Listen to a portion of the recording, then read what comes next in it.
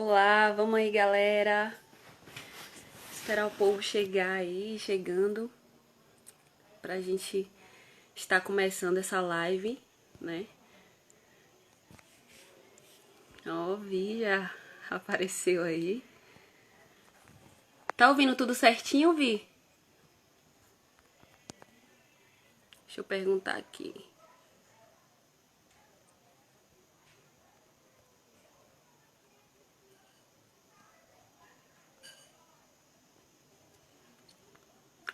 Então, deixa a gente aguardar um pouquinho mais o pessoal chegar, pra gente já começar. Aguardar só uns 2 minutinhos. Ah, que bom. Que bom que o som tá bom aí. Mas então, galera, a gente vai começar essa live incendiária aí com Alan, né? Ele é do Piauí. E o tema vai ser, né, do evangelho, do ateísmo para o evangelho, né? E a partir de que ele começou a crer em Deus, né? Como ele começou a crer em Deus e tal. E aí, enquanto a galera vai chegando aí, nós temos até agora umas 6 pessoas. Vamos orar pra gente estar começando aí. Quando acabar, a gente já chama ele, tá? Vai ficar salvo assim, Rafael, a live. Vai ficar salva aqui depois. Mas você que tá chegando aí agora, eu peço que você clique nessa flechinha que tá embaixo e convide todas as pessoas que você conhece, todas as pessoas que você sabe que Deus vai falar de uma certa forma, né? Através dessa live, vai falar com essas pessoas e tal. Você vai convidando aí, convida aí uns 50 amigos seus pra estar participando, porque vai ser bênção mesmo. E aí, galera, vamos começar, né? Vamos orar. Vou começar a orar aqui, daí onde você estiver na sua casa, você pode estar fechando seus olhos e estar concordando com essa oração. Amém? Vamos lá. Deus maravilhoso, nós te agradecemos, Pai, por esse dia. Te agradecemos pelas tuas poderosas mãos sobre as nossas vidas, Deus. Nesse momento te pedimos, Pai, que o Senhor abençoe cada pessoa que vai estar participando dessa live. Que o Senhor possa estar, assim, Deus, falando ao coração de cada pessoa que entrar aqui, meu Deus, nessa live, em nome de Jesus. E nós te pedimos que o Senhor venha estar direcionando o Alan em tudo que ele for falar. Que não seja ele, Senhor, mas que seja a tua boca através dele, Pai. E nós te pedimos que abençoe mesmo essa live, que o Senhor possa alcançar várias outras pessoas, pessoas que nós nem imaginávamos, porque nós vamos deixar, Senhor, essa live salva. Então, assim, Pai, toca no coração dos teus filhos, toca no coração das pessoas que os teus filhos vão convidar para estar, meu Deus, assim, assistindo, em nome de Jesus. Toma o direcionamento, meu Deus, dessa live. A honra é tua, a glória é tua. Nós te entronizamos, nós te adoramos, nós te engrandecemos. Em nome de Jesus. Amém. Amém, galera. Deixa eu ver aqui se Alan já tá por aí. Dá um ok aí, um oi, pra gente saber, né? Vamos estar falando de um tema muito legal, né? Um tema abençoado nesse tempo em que nós estamos vivendo, né? Sabemos que existem várias pessoas que estão hoje aí nessa quarentena, né? E estão tendo um contato agora com algumas coisas sobre o reino, estão ouvindo falar mais de Jesus agora, né? Pessoas que não acreditavam em Deus. Talvez o Senhor já tenha tocado no coração de várias dessas pessoas e elas já tenham começado, né, a crer melhor agora no Senhor. Já tenham começado a verdadeiramente, né, se perguntar, será que esse Deus existe mesmo? E pesquisar e ver que o Senhor, ele existe sim. E ele é o Deus das nossas vidas. Amém? E deixa eu ver aqui se eu já acho ele por aqui, né, pra gente estar convidando. Só um instantinho, galera. Deixa eu ver aqui.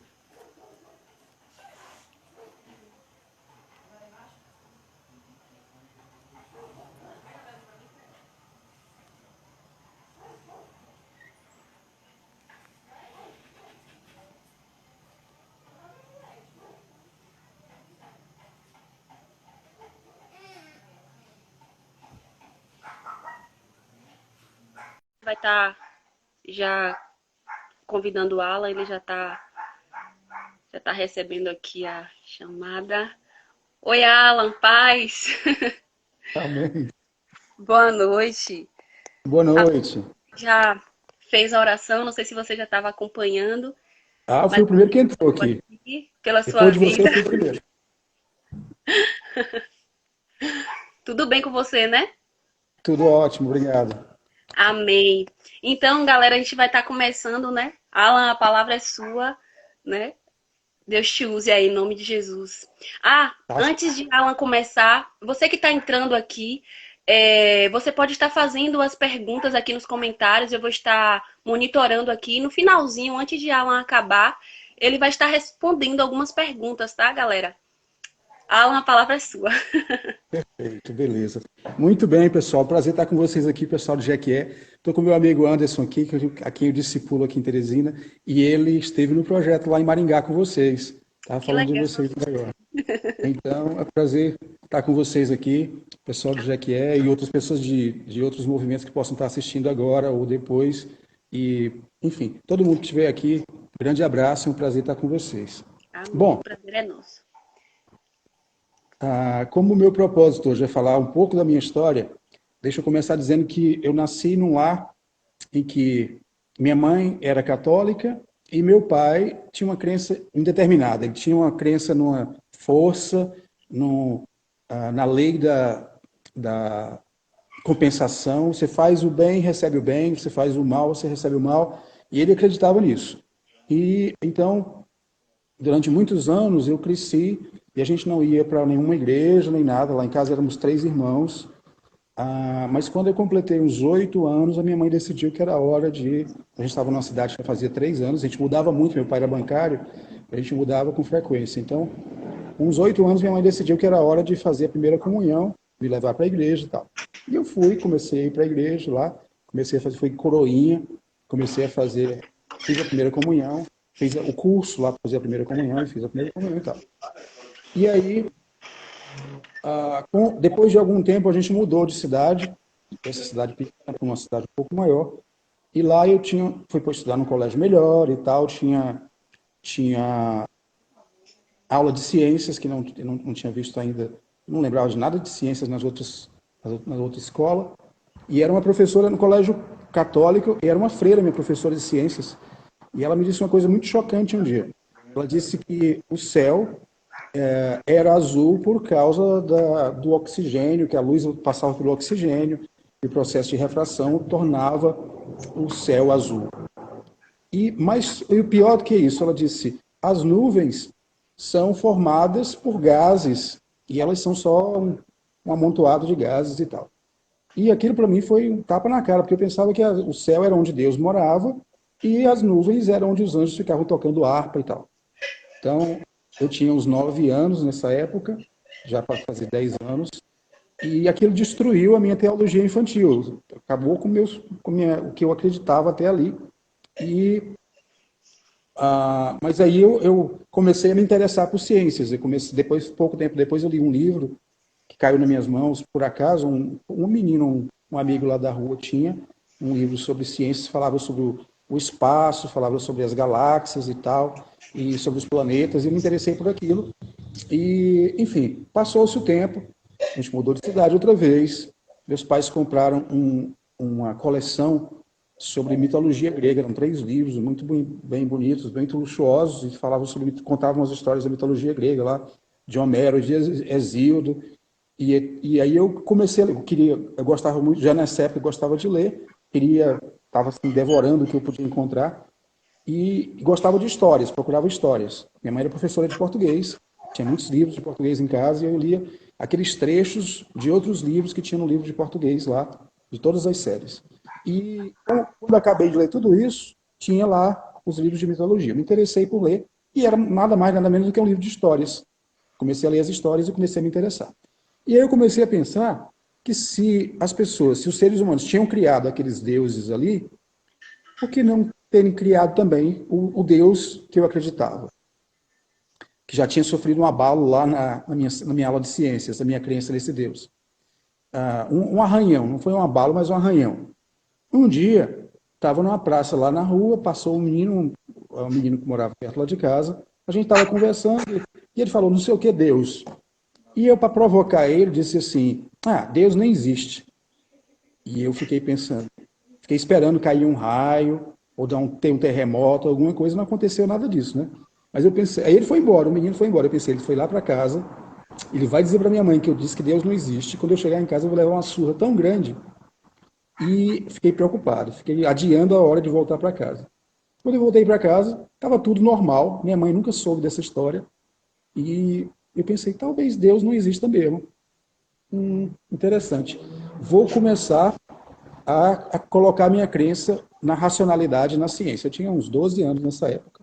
E comecei a fazer isso. Comecei a tentar levar uma vida mais racional possível. Se vocês já assistiram a Jornada nas Estrelas, lembro do Sr. Spock, que ele era bem racional, tudo que ele pensava, procurava eliminar todas as emoções e tal. Então, eu procurava ser assim. Tudo que eu fazia tinha que ser racional, tinha que eliminar tudo que não fosse racional da minha vida e tal. E comecei a minha jornada, que eu pensava que estava sendo para longe de Deus, comecei a colocar a razão e a ciência como a explicação, melhor explicação para tudo que poderia haver. E quanto mais eu estudava ciências, mais eu me encantava e mais aquilo parecia realmente ser a resposta de tudo. Havia um encantamento nos livros de ciências daquele tempo, um encantamento muito grande com a perfeição que as coisas, como as coisas eram tão bem criadas, bem criadas é um eufemismo, mas assim, como as coisas eram bem adaptadas para a nossa sobrevivência. Claro que hoje esse é o discurso do design inteligente que eu abraço, mas naquela época era o discurso do evolucionismo, do darwinismo, enfim. E aí eu fui nessa.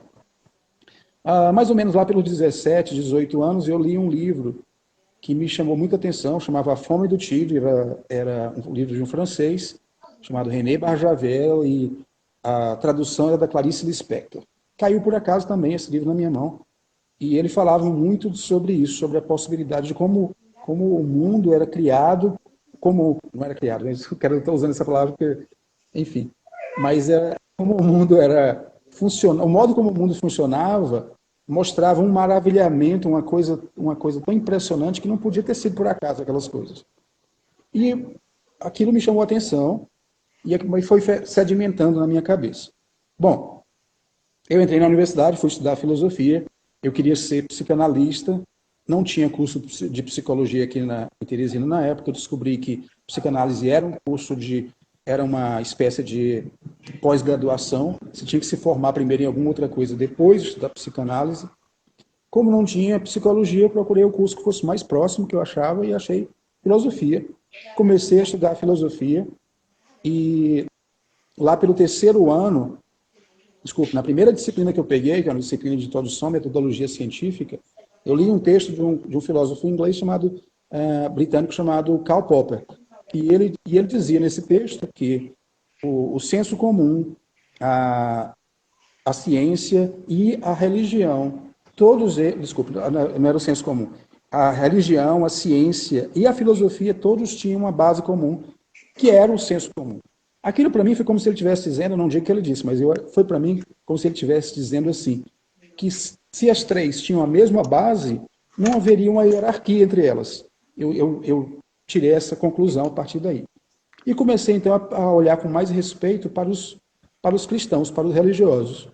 Voltando um pouquinho, algum tempo antes eu tinha conhecido um grupo de pessoas que estavam construindo uma igreja batista perto da casa do meu pai, e era um pessoal que eram americanos, e nessa época eu estava estudando inglês. Eu queria muito praticar meu inglês, e eu comecei a conviver com esse pessoal.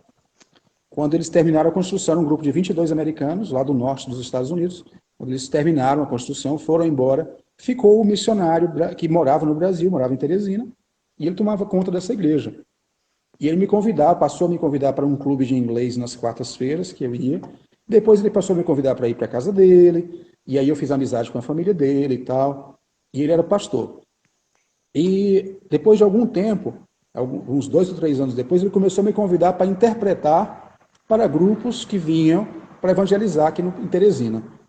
Então eu fiquei numa situação, já em 92, comecei a fazer isso, e eu estava numa situação em que vinham os americanos, eles vinham para evangelizar, eles falavam um plano de salvação para alguém, e eu é que interpretava, eu falava para os brasileiros o plano de salvação, sem acreditar em nada daquilo. Não acreditava em Deus, não acreditava. Eu achava que quem acreditava em Deus, quem era crente, era um tipo de pessoa muito obtusa, uma pessoa que não tinha nenhum entendimento. A primeira vez que eu conheci uma senhora da minha igreja que era médica, eu fiquei chocado. Mas como é que essa mulher foi para a universidade? Ela estudou e ela é crente? Como é que pode? Esse processo, entre conhecer esses americanos que estavam construindo essa igreja perto da minha casa, e o dia que eu realmente entreguei minha vida para Jesus, demorou 7 anos. Então, nesses 7 anos, eu fui convivendo, não confiava, não acreditava, e esse pastor, o pastor Gary, ele sempre estava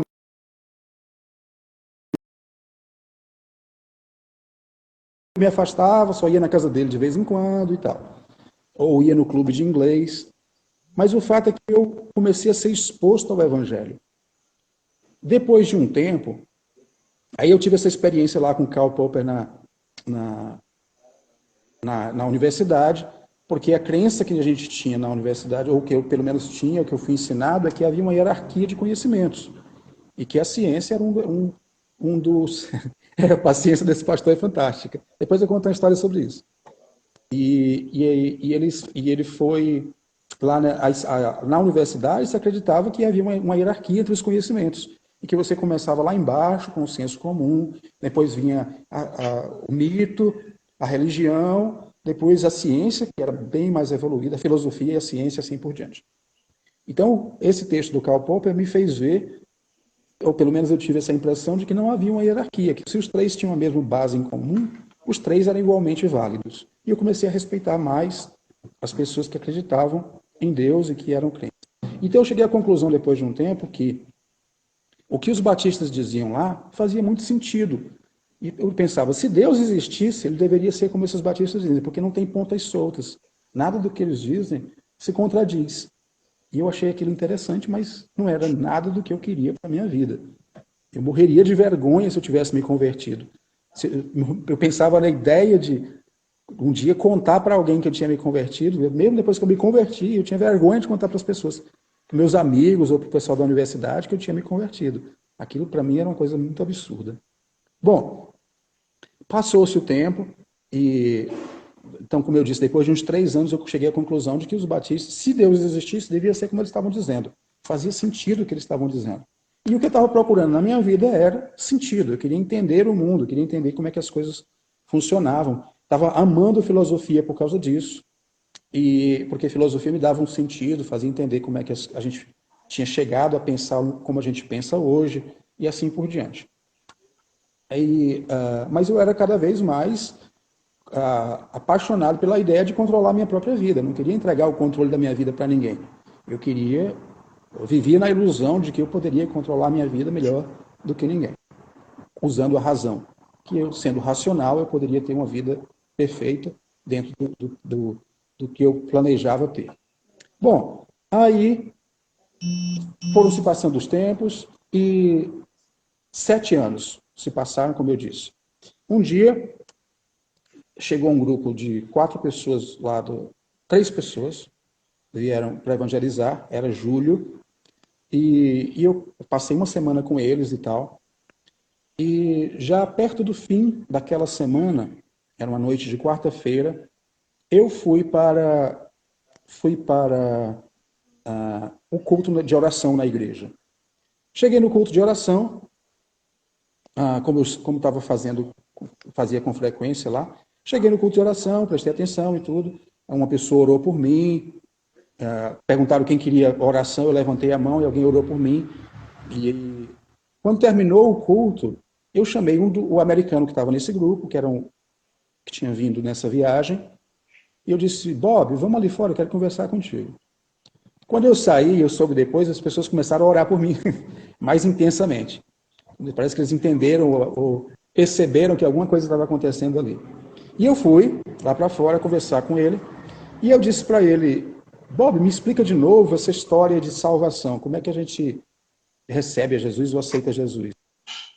Aí ele me explicou pela milésima vez, nesses 7 anos eu tinha ouvido isso aí infinitas vezes, porque tanto eu ouvia para interpretar para os brasileiros, como eu ouvia de alguém pregando nos cultos, como eu ouvia de pessoas que queriam que eu realmente conhecesse a Jesus e tivesse um relacionamento com ele.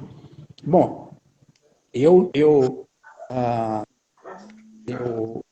chamei o Bob, perguntei a ele, e ele me explicou de novo. E aí eu fiquei chocado com o que ele me disse. Eu disse, ei, mas espera aí.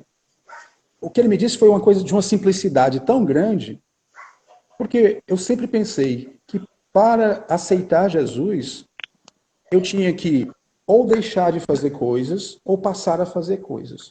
Então eu tentei argumentar com ele. Eu achava que ele estava errado. Não podia ser tão simples assim. Eu digo, não, isso aqui está simples demais, Bob. Olha, eu comecei a enumerar as coisas que eu achava impossíveis eu fazer. Ele disse, olha, Bob, eu não saberia orar em público, eu ficaria morto de vergonha. Eu não acredito na Bíblia. Não acredito na Bíblia. Então não poderia ser cristão, porque eu não acredito na Bíblia. E eu falei mais algumas coisas que eu achava impossíveis de acontecer na minha vida. Aí ele olhou para mim e disse, olha, não, você entendeu tudo errado. Tudo que você precisa fazer é se arrepender. Todas essas coisas, acreditar na Bíblia e você aprender a orar em público, e todas as coisas que eu mencionei. Ele disse, essas coisas vão acontecer com você, vão ser uma transformação que vai ser provocada pelo Espírito Santo depois que você se converter. Você não precisa ser assim para ter Jesus no seu coração. Para ter Jesus no seu coração, você só precisa se arrepender. Você precisa dizer para Deus, numa oração, que você é pecador, que você não consegue resolver o problema do pecado por você mesmo e que você precisa dele para remover o seu pecado. E a partir daí, o Espírito Santo vai entrar na sua vida, no seu coração. E ele vai começar a trabalhar em você e ele vai te fazer entender e viver outras coisas que você está achando impossíveis. Eu fiquei chocado, aquilo parecia simples demais. 2 semanas antes, eu tinha encontrado no supermercado, por acaso, uma mulher que era psicóloga. Veja, eu queria ser psicanalista, então psicóloga era alguém que eu estava no topo da minha lista de pessoas que eu admirava. E ela tinha sido parte dessa igreja por um tempo e recentemente ela tinha saído. Eu encontrei com ela e tudo, e ela falou comigo lá no supermercado, e ela disse assim, e aí, ela tá indo para a igreja? Eu disse, ainda vou de vez em quando e tal. E aí eu disse, e você não está mais indo? Não, ela explicou lá por que não estava indo e tal. E aí, quando ela já estava indo embora, se despediu, ela disse, virou para trás e disse, e você? Quando é que você vai aceitar Jesus? Aí eu sorri, com um pouco de sarcasmo, e eu disse, não, nunca, isso não é para mim. 2 semanas antes. 2 semanas antes de Jesus entrar no meu coração. Eu falei isso para ela, nunca, não é para mim. E aí, lá estava eu naquela noite de quarta-feira conversando com o Bob, e ele explicou e pareceu muito fácil. E aí, eu disse, o que é que eu tenho que fazer? E ele disse, vamos fazer uma oração, você repete o que eu estou falando. E eu fiz aquela oração naquele momento. E quando terminou a oração, eu me senti igual quando eu tinha 12 anos. Eu pensei, não teve nenhum terremoto, não teve fogos de artifício, não teve nada estrondoso aconteceu. Tudo bem, foi só, eu continuei exatamente igual ao que eu estava antes. Nada mudou dentro de mim, eu não percebi nenhuma mudança. Então, eu continuei com os americanos. A gente, no dia seguinte, 2 dias depois, a gente estava indo para uma igreja, aqui num bairro de periferia, que a gente fazia a EBF, Escola Bíblica de Férias com Crianças. E o meu papel lá era interpretar, mas nesse dia eu não estava interpretando, não ia interpretar nada para ninguém. Então, meu papel era pegar o lanche das crianças, depois que elas terminassem, e levar para elas. Então, uns 15 minutos antes de acabar a aula, que estava sendo dada por um brasileiro lá na frente, na igrejinha. Eu fiquei lá observando. Tinha uma amiga minha estava lá na igreja. A igreja era bem pequena, estava lá na frente com as crianças, e eu fiquei encostado na parede lá atrás com essa minha amiga. Faltando bem pouquinho para terminar, ela pegou e saiu. E eu fiquei sozinho. Então, sem nada para fazer, eu comecei a prestar atenção no que o rapaz estava falando, o missionário estava falando lá na frente, o pastor. E ele falando com as crianças, e ele terminou de contar uma historinha e começou a fazer perguntas, que ia animar as crianças antes do lanche. Aí ele disse para elas assim: sim, deixa eu contar o que... Esse foi o primeiro pequeno milagre que eu vi, eu presenciei. Lembrem-se que eu tinha dito que eu não acreditava na Bíblia, né? Então esse foi meu primeiro pequeno milagre. Eu chamo de pequeno porque foi uma coisa muito pessoal, mas não é nenhum milagre pequeno de verdade, né? Então ele pegou, o nome dele era Valdinar, ele disse lá na frente para as crianças: crianças, vocês acreditam em Deus? Eu levantei os olhos e prestei atenção no que ele estava dizendo nesse instante. E aí eu pensei de brincadeira comigo: eu acredito em Deus também. As crianças: sim, sim. E eu pensei: eu acredito, já faz 2 dias que eu fiz minha decisão, então eu acredito em Deus. Muito bem. Aí ele perguntou depois: crianças, vocês acreditam na Bíblia? E as crianças: sim, sim, naquela animação toda, né? Aí eu: agora também já forçou a barra demais. Acreditar em Deus tudo bem, mas acreditar na Bíblia eu não acredito não.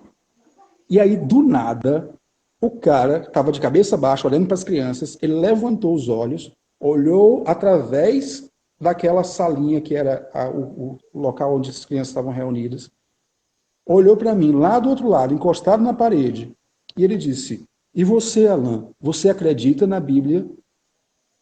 Ele não esperou resposta, ele só baixou a cabeça de novo. E eu colei na parede, eu pensei: cara, esse cara está lendo meus pensamentos. Eu fiquei chocado com aquilo, não, alguma coisa sobrenatural aconteceu aqui. Eu parei e eu pensei: não, eu tenho que acreditar. A partir de hoje eu vou acreditar na Bíblia. E de fato, eu tomei aquela decisão antes de acreditar. Mas eu decidi que eu ia acreditar. Depois eu comecei meu discipulado com o pastor americano que ficou aqui em Teresina. Ele morreu ano passado e ele começou a me discipular. E uma das primeiras coisas que ele me ensinou foi que eu tinha que ler a Bíblia. Primeira vez que eu li a Bíblia inteira, demorou 3 anos. Chegavam lá em Crônicas, eu passava 6 meses sem conseguir terminar de ler. Pulava, eu queria pular os capítulos, ele diz: não, você vai encontrar coisas, Deus vai te mostrar coisas, inclusive, lá naqueles trechos de Crônicas, onde só tem genealogia e tal.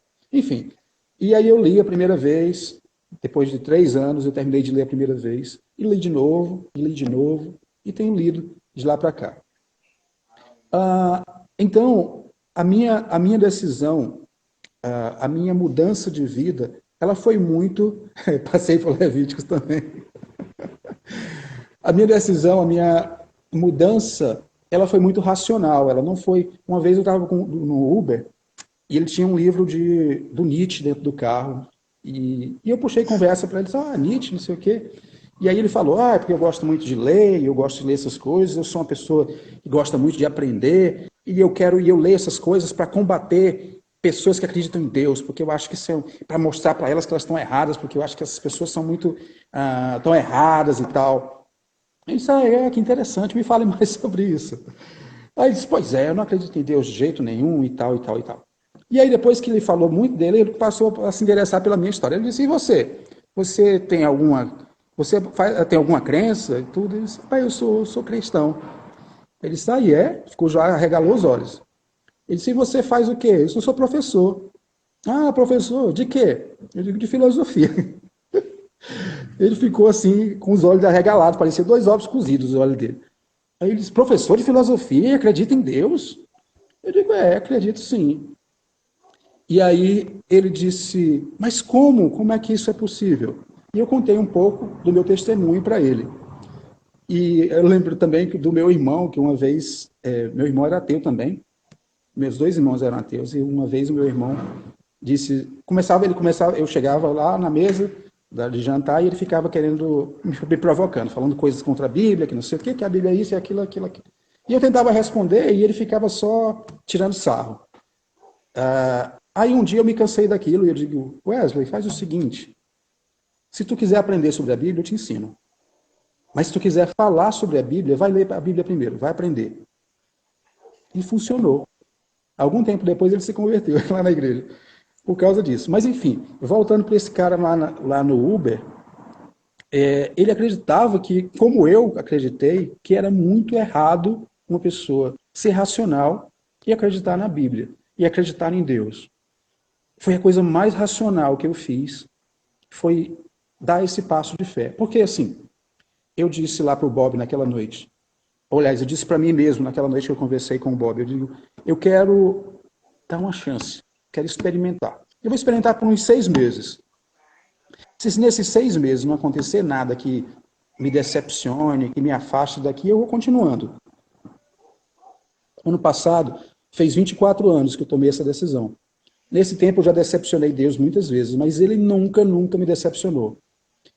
Estudando filosofia, estudando outras religiões, ou conversando com pessoas como esse cara lá no Uber, eu já tive muitas oportunidades de conhecer pensamentos completamente opostos ao que eu acredito. Mas veja só, todas as vezes que eu encontro alguém que não é cristão e que eles tentam me convencer da sua fé, eu converso com eles perfeitamente aberto para entender e aceitar que o que eles dizem pode ser verdade. Eu sempre espero que as pessoas tenham a mesma abertura e a mesma flexibilidade intelectual quando conversam comigo.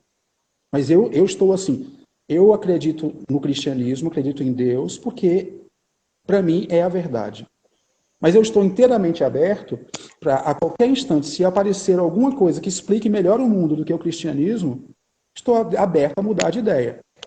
Nesses 24 anos, eu já estive exposto a todo tipo de crença oposta às que eu acredito. E todas as vezes o cristianismo saiu fortalecido, saiu mais forte.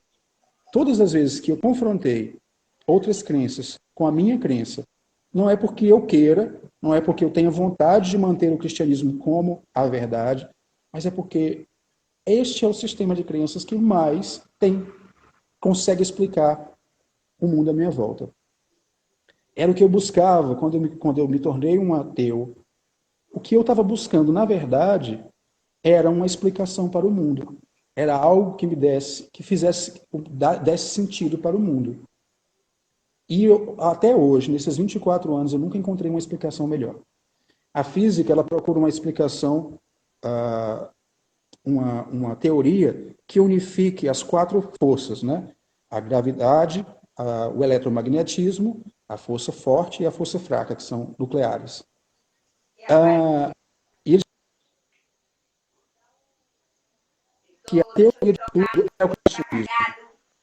Através do cristianismo, todas as coisas podem ser explicadas. As ciências, elas se justificam e se explicam no cristianismo. As religiões se explicam e podem ser compreendidas através do cristianismo. As diferentes cosmovisões filosóficas, tudo que você possa imaginar, só pode ser bem entendido e bem explicado através do cristianismo. É a verdadeira teoria de tudo. Então, embora eu esteja aberto para uma outra possibilidade, é cada vez mais difícil que eu encontre algo que seja tão satisfatório intelectualmente e racionalmente como é o cristianismo. Mas é mais do que isso. Não só é uma satisfação intelectual, é um prazer muito grande, espiritual. Hoje eu experimento isso. As pessoas diziam assim, olha, você tem que aceitar Jesus porque você vai ter uma paz muito grande.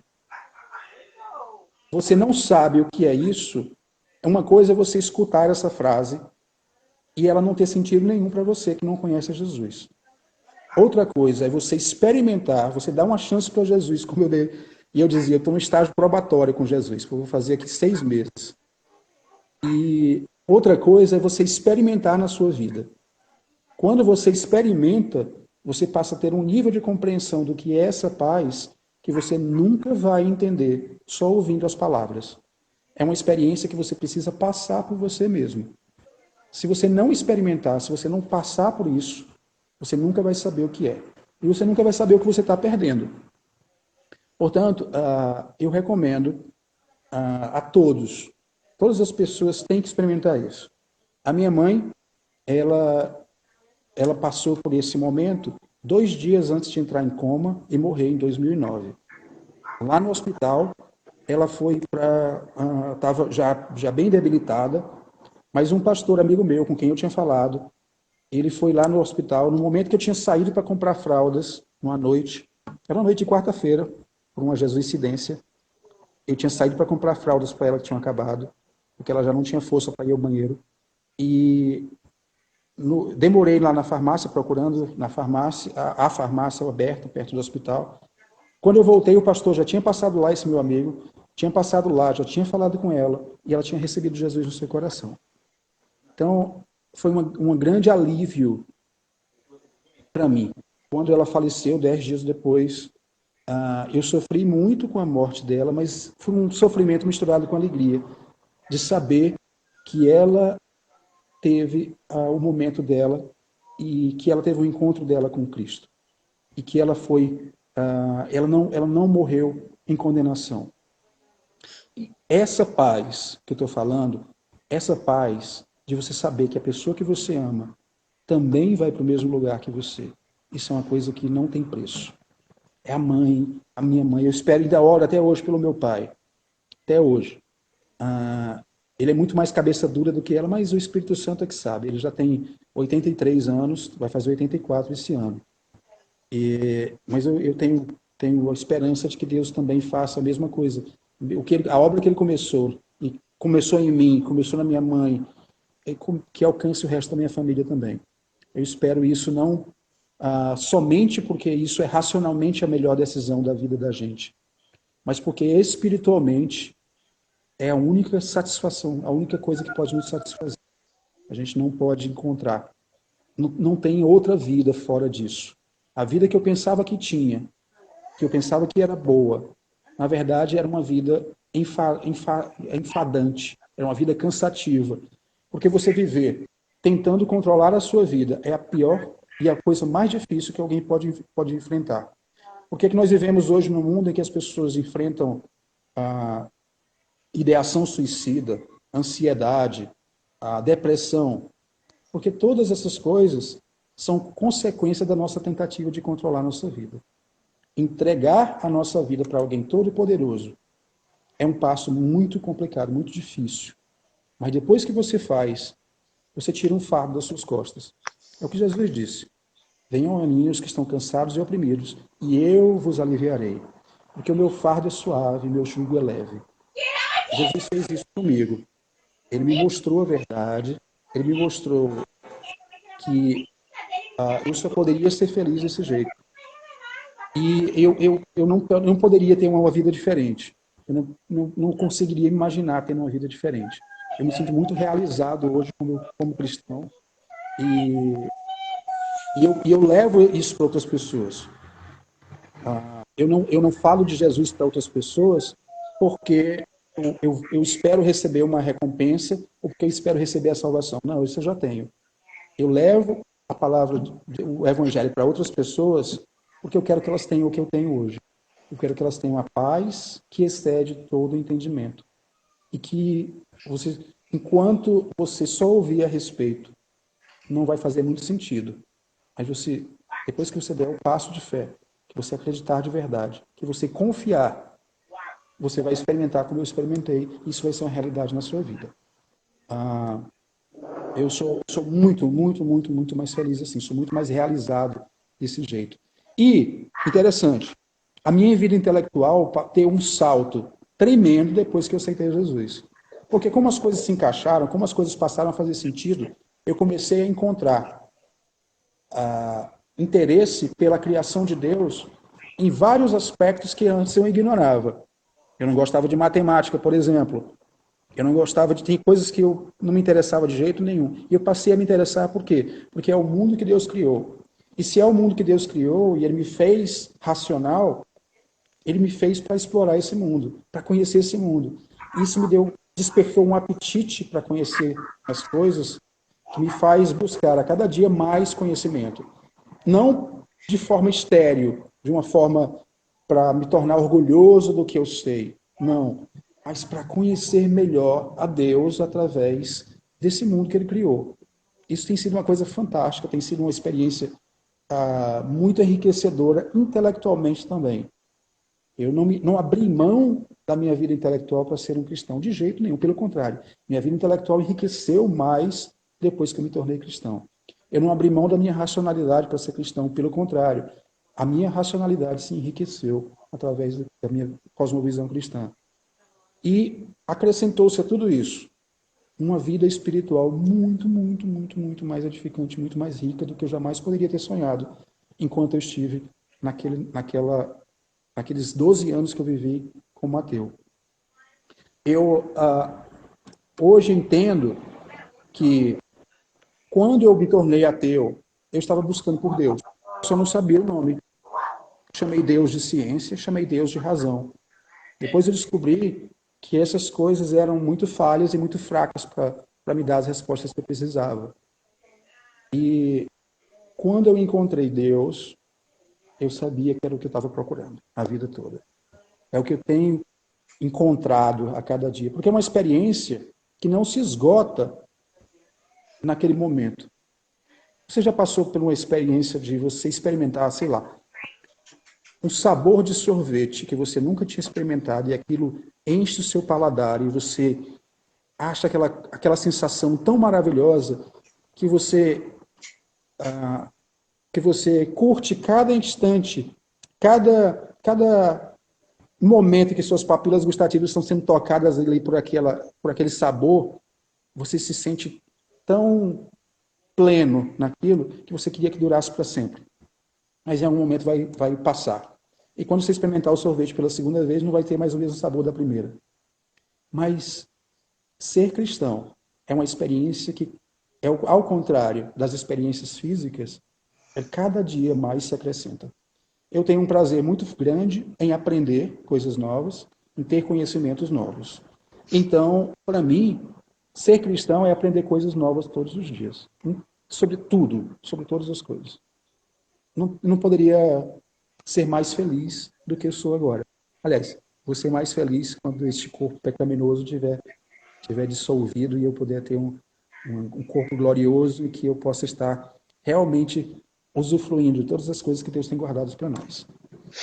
Bom, nós temos aí 15 minutos. Eu vou deixar agora para vocês fazerem aí as perguntas se quiserem. Fiquem à vontade. Estou à disposição. Glória a Deus, né? Que bênção, Alan. Com Amém. certeza é um testemunho, assim, muito edificante para as nossas vidas, né? Amém. Eu vou dar uma olhadinha aqui nas perguntas. Agora só teve a de Vitória, né? Vitória perguntou assim, Alan, desde a sua conversão, qual foi a maior dificuldade ou o maior obstáculo que você já enfrentou? Bom, interessante, eu lembrei agora que eu ia falar sobre o cara do Uber, sobre o motorista do Uber. Desculpa, eu entendi. Durante a sua conversão, qual foi a maior dificuldade ou obstáculo que você enfrentou? Sim, entendi, ok. Muito bem. Voltando para aquela história do Uber, eu vou ilustrar com isso. Eu lembro que quando ele soube que eu era cristão e que era professor de filosofia, ele disse assim, mas você deve ter passado por algum trauma na sua vida, né? Eu digo, não. Alguma doença séria? Não. E, de fato, a primeira pessoa que eu perdi, pessoa próxima, foi minha mãe, mas eu já era adulto. Já tinha mais de 40 anos quando aconteceu. Não, quase 40 anos quando aconteceu. Já era adulto, estava casado. Então, não foi isso que me tornou. Já era crente há muito tempo. Não foi um trauma, não foi uma doença, não foi nada disso que me fez chegar a Cristo. Foi uma decisão puramente racional. Então, qual foi o maior obstáculo na minha vida como cristão? O pecado. O pecado sempre foi o maior obstáculo, porque durante os 4 primeiros anos, especialmente durante os 4 primeiros anos como cristão, eu ainda tentava controlar alguns aspectos da minha vida. E depois eu entendi que eu precisava entregar tudo. Com Jesus é assim, você não pode manter entregar 99% para ele e daí entregar e fica reter 1%. Não serve para Jesus. Você tem que entregar 100% para Jesus. Quando eu ouvia isso, eu pensava, como assim? Eu vou me anular? Não. Porque quando eu entrego 100% para Jesus, ele pega os 100%, restaura e me devolve 100% restaurados. Então, 99% não serve. O obstáculo mais terrível para mim sempre foi e sempre é a natureza pecaminosa que ainda está na minha carne. É isso. Mas de resto, alguma ideia ou outra que se contrapõe ao que eu acredito, tudo, elas duram muito pouco tempo. Porque eu vou lá, dou uma conferida, dou uma estudada. Eu lembro da história do pastor Augusto Nicodemos, ele disse que foi fazer lá, tem um vídeo dele no YouTube contando essa história, ele conta melhor do que eu, mas ele foi tinha feito fazer o doutorado dele, e chegando lá o professor descobriu que ele era cristão, e pegou um monte de livros de ateus e deu para ele ler. Era um trabalho dele lá, era fazer isso, ler esses livros. Ele começou a ler, e em um mês ele estava duvidando da fé dele, e ele estava tendo uma crise de fé. E aí ele pegou, desesperado, mandou uma mensagem para o cara que tinha sido o instrutor dele, o orientador dele de mestrado. E aí explicou a situação. Aí o cara perguntou, qual é os livros que ele passou para você? Ele mandou a lista. Para cada livro que o professor ateu tinha passado, o orientador dele de mestrado passou 2 ou 3 que refutavam aquilo. Então, se você tem alguma dúvida sobre o cristianismo, alguma coisa que você acha que abala a sua fé, deixa eu te dizer, nesses 2000 anos, todas as coisas que alguém pode duvidar do cristianismo já foram respondidas com sucesso. Não tem nada que não tenha sido respondido. Tudo já foi debatido, já foi respondido, tudo. Então não tenha medo. Eu não tenho nenhuma dúvida hoje de que se aparecer alguma questão, se aparecer um alienígena aqui, vai haver uma explicação dentro da Bíblia para isso. E dentro da cosmovisão cristã para isso. Glória a Deus por isso, né? Samuel perguntou aqui, além da Bíblia, claro, você tem algum livro para indicar que fale sobre tudo isso? Bom, teve 2 livros que eu li que mudaram minha visão de mundo, já depois de crente de muito tempo e tal. Eu estava procurando alguma coisa, eu queria fazer um mestrado, mas eu queria em filosofia, mas eu queria algo que fosse voltado para a cosmovisão cristã, para o cristianismo, né? E aí eu fui falar com um pastor americano que morava aqui, também depois que o outro foi embora, morava esse aqui ainda. E ele me deu 2 livros, ele me deu um da Nancy Pearcey, que chama Verdade Absoluta, ele foi publicado pela editora a CPAD no Brasil. Ele me emprestou um chamado Discipular as Nações. E eu comecei a ler esses livros e eles abriram minha mente de um jeito, porque o primeiro, o da Nancy Pearcey, ele fala sobre cosmovisão e ele fazia uma coisa que eu achei foi muito interessante para mim. Ele dava um fio condutor para a filosofia, ele formava, através da visão cristã, ela foi discípula do Francis Schaeffer, e a visão dela unificava a filosofia, dando um fio condutor em toda a história, mostrando através de um ponto de vista cristão. Eu achei fantástico isso. E o outro livro, Discipular as Nações, eu tinha sido socialista na juventude. Nessa época eu já não era mais, mas eu não tinha nada melhor para colocar no lugar. Então esse livro, o Discipular as Nações, ele diz que a cosmovisão cristã é a única cosmovisão que permite a criação de riquezas. Para mim, riqueza era uma coisa que era considerada uma heresia, porque era assim como se fosse, era exploração, riqueza. Mas não, o cristianismo, ele permite, ele nos possibilita a criação de riquezas, e a riqueza não é uma coisa necessariamente ruim em si mesma. Ruim é você idolatrar a riqueza, idolatrar o dinheiro, mas não a riqueza em si. Pelo contrário, a riqueza, ela bem distribuída e ela bem utilizada, ela pode tirar as pessoas da miséria e ajudar muitas pessoas. Enfim, esses 2 livros mudaram minha mente. Mas tem um livro bacana, vai ficar ao contrário aqui, vou ler o título para vocês. Um livro que eu amo, que fala um pouco sobre como Deus é maravilhoso, de uma maneira bem criativa, muito inteligente, que é o Notas da Xícara Maluca, da editora Monergismo, que é do Nathan Wilson. Eu acho esse livro fantástico, se vocês quiserem ler. Enfim, tem muito mais coisas. Se eu fosse passar, eu ia passar o resto da live todinha só falando dos livros que eu gosto, que eu amo. Mas enfim. Aí tem outra pergunta aqui. Por que é importante para um cristão polir seu conhecimento a respeito de Deus todos os dias? Na verdade, mesmo que você não queira, esse conhecimento vai ser colocado em xeque, colocado em questionamento, né? Você pode fazer como, sei lá, ter uma posição, ignorar, eu vou ignorar essas coisas, que é uma posição que eu acho que é anti-intelectual, eu vou ignorar isso, eu não quero saber disso, vou fingir que isso não existe, etc. Ou você pode enriquecer a sua visão do próprio cristianismo, aprendendo sobre como aquilo já foi refutado, como aquilo já foi.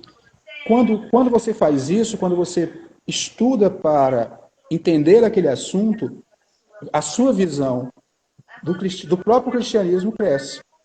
Você passa a ter uma visão muito maior do que é a sua fé.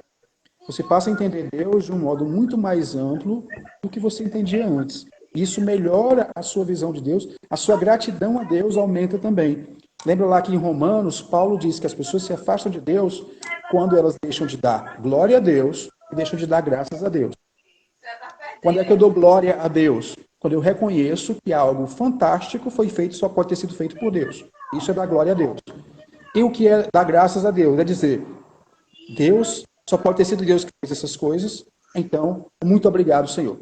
Então, esse estado de glorificar a Deus, essa posição permanente de glorificar a Deus, de agradecer a Deus pelo que Ele faz, são coisas que a gente adquire através também do conhecimento do que Deus fez e do que Deus é. Amém. Aí tem outra aqui. O que você diria se soubesse que um ateu está lhe assistindo agora? Eu diria, cara, tenha coragem para desafiar suas crenças. Esteja aberto a encontrar uma verdade diferente do que você acredita. Esteja aberto, não seja intelectualmente obtuso. Esteja aberto para conhecer. E tem outra aqui, né? A Alice perguntou: como evangelizar um amigo que não é cristão? Bom, a primeira coisa, mostre para ele amor. Seja amoroso com essa pessoa, seja compreensivo e faça perguntas sobre o que ela acredita. Muitas vezes as pessoas querem evangelizar já falando de si mesmas, mas eu acho muito importante você conhecer o que a pessoa pensa. Escute o que ela tem a dizer, faça perguntas, se interesse pelo que ela acredita. À medida que isso acontece, você vai encontrar maneiras de falar de Jesus. Por quê? O Espírito Santo está em você. Mas também estude, né? O Espírito Santo está em você, mas ele quer também usar o seu intelecto, a sua razão. Conheça as coisas que a pessoa está te dizendo que ela acredita, pesquise sobre isso. Veja que respostas você poderia dar. E aí, em outra oportunidade, sem forçar a barra e orando sempre, fale para ela sobre essas coisas, sobre o que você acredita e como o que você acredita responde a essas questões que ela possa ter, ou dá uma resposta melhor do que a que ela tem na crença dela. Aí tem uma outra aqui, Alan. Ainda assim, você vê a possibilidade de que pode aparecer algo que lhe faça mudar de ideia? Você diz que está ainda aberto a isso? Isso pode ser chocante, mas se eu estivesse fechado para a ideia de uma verdade, da verdade, por exemplo, se aparecesse uma explicação hoje que fosse racionalmente melhor ou mais completa do que o cristianismo, eu estou aberto sim a tê-la. Eu acho difícil que isso aconteça. Quanto mais eu conheço o cristianismo, mais difícil eu acho que isso aconteça. Mas, se eu tivesse fechado para isso, eu não conseguiria nem conversar com uma pessoa que não acredita em Deus. Eu não conseguiria conversar com uma pessoa que tem uma religião diferente da minha. Porque eu ia me sentir tão arrogante a respeito da minha verdade que eu não ia conseguir dialogar com essa pessoa. Então, essa posição de abertura para o outro é o que me permite ter a humildade de entender que a outra pessoa está onde eu já estive. Certo? Eu prefiro ter essa visão aberta para que eu possa me colocar no lugar do outro. Quando eu for conversar com ele, não me sentir superior, ou não demonstrar, ou não parecer que eu sou superior porque eu tenho uma crença, porque eu tenho essa crença. Mas nesses últimos 24 anos nunca aconteceu. Né? Mas tem outra pergunta aqui. Qual a melhor maneira de conversar a respeito de Jesus com um amigo ou algum colega ateu? É isso que, bom, se interesse pelo que a pessoa acredita. Antes de chegar e despejar coisas sobre a pessoa, conheça o que ela acredita, estude a respeito do que ela acredita e estude assim, estude procurando respostas cristãs que já foram dadas para aquele problema, para aquele questionamento. E aí você vai estar, um dia que ela te perguntar, se interessar pelo que você acredita, você vai estar preparado. Uma coisa boa é a perspectiva. A perspectiva é muito bom para você fazer com seus amigos. Por quê? Porque ele deixa a pessoa falar sobre o que ela acredita. Verdade. E aí você pode direcionar a conversa para o que você acredita. E deixa a pessoa decidir se aquilo faz sentido ou não. É o Espírito Santo atuando nela que vai acontecer. Não tenha ansiedade. Não espere converter ninguém. Você não vai converter ninguém. Quem converte é o Espírito Santo. Então, o que você vai fazer é apresentar e esperar que Deus faça o resto. Deixa o resultado com Deus. Essa frasezinha que a gente nunca esquece, né? Verdade, eu Deixa o amo essa resultado frase. com Deus. Exatamente. Alguém tem mais alguma pergunta? Até aqui as perguntas encerraram, né? Alguém gostaria de fazer mais alguma? A gente já está encerrando. Eu vou estar orando, agradecendo e agradecendo também pela vida de Alan. Amém. Amém, né? Não sei, alguém disse aqui, só uma pessoa, o Rafa disse que eu sei que temos que ser racionais, mas os planos de Deus excedem o entendimento, verdade. E a Bíblia diz que virão falsos profetas e eles serão atraentes e etc. Mas não esqueça, você tem o Espírito Santo. Confie em Deus. Confie em Deus acima de tudo. Fique em oração, leia a sua Bíblia. Vocês perguntaram qual é o livro que eu devo ler? É a Bíblia. Se você é cristão, recém-convertido, não leia outro livro sobre o cristianismo que não a Bíblia durante as 3 primeiras vezes. Enquanto você não terminar de ler a Bíblia 3 vezes, de capa a capa, não leia outros livros, não, sobre cristianismo. Leia ela. Se você estiver íntimo da Bíblia, aí você começa a ler outras coisas. Amém, né? Então, Alan, muito obrigada, tá, por ter aceitado o nosso convite. Pra Um gente, grande assim, prazer. você disse que foi um prazer, né, aceitar o convite. Pra gente foi um prazer, assim, ter você, né, nessa live, nessa E eu que noite. agradeço. E nós só temos mesmo a agradecer e orar mais pela sua vida, né? Amém. E eu vou estar orando, agradecendo, tá? Amém? Amém. Amém. Deus maravilhoso, nós te agradecemos, Senhor, por essa live. Te agradecemos pela vida de Alan, Pai. Nós te pedimos que o Senhor esteja abençoando cada vez mais a vida dele, a vida da família dele, Pai. E que cada vez mais ele venha estar com o coração, né, apto a servir, meu Deus, quando se diz respeito ao teu reino.